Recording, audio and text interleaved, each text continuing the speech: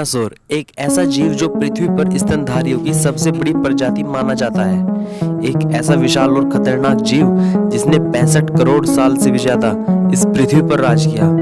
एक ऐसी प्रजाति जिसका नाम ही काफी है उसकी विशालता का अंदाजा लगाने के लिए। और ये भी कहना गलत नहीं होगा कि अगर ये विशाल जीव आज हमारी धरती पर मौजूद होते तो हम इंसानों का जन्म ही संभव नहीं था, क्योंकि ये प्रजाति किसी भी सभ्यता का विनाश करने के लिए काफी थी। तो फिर आखिर डायनासोर का विनाश कैसे हुआ, ये सवाल सबके मन में अक्सर उठता है। तो प्लीज चैनल को अभी से सब्सक्राइब कर ले और वीडियो को एंड तक देखें और लाइक करना ना भूलें। तो चलते हैं वीडियो की तरफ। डायनासोर का जन्म तो हम अपनी पहली वीडियो में जान ही चुके हैं, लेकिन अब बात उठती है उनके विनाश की।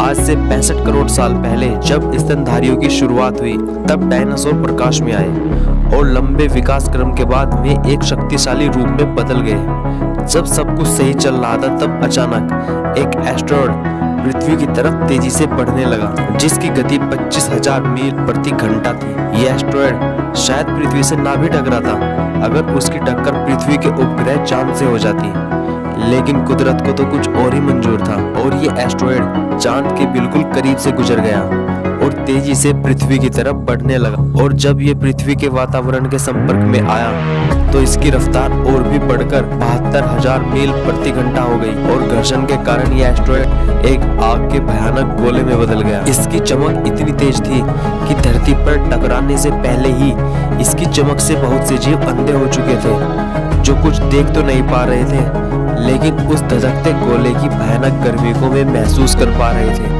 और उसके कुछ ही सेकंड बाद यह एस्टेरॉयड जमीन से जा टकरा। इस एस्टेरॉयड के जमीन से टकराने पर एक 35,000 डिग्री सेल्सियस ऊर्जा वाला एक खतरनाक विस्फोट हुआ। अगर इसे आज के समय में समझे तो लगभग 10 हाइड्रोजन बम के बराबर। ये विस्फोट इतना ताकतवर था कि इसके टकराते ही पृथ्वी की लाखों टन धातु अंतरिक्ष में चली गई। टकराव वाली जगह पर 180 किलोमीटर चौड़ा और 20 किलोमीटर गहरा एक गड्ढा बन गया। टकराव की वजह से धूल के भयानक बादल चारों ओर बन गए थे। इस टकराव ने पृथ्वी के सभी सक्रिय ज्वालामुखी को जगा दिया और उनके फटने से पृथ्वी पर 11.5 की तीव्रता की भूकंपीय तरंगे उठने लगी, जिससे समुद्रों में विशाल और बड़ी लहरों का निर्माण हुआ। और देखते ही देखते सुनामी की खतरनाक लहर चारों ओर बढ़ने लगी और साथ ही साथ ज्वालामुखी फटने से रेडिएशन इतना बढ़ गया कि इसके दायरे में 800 किलोमीटर तक जो भी जीव आया वो जलकर राख हो गया।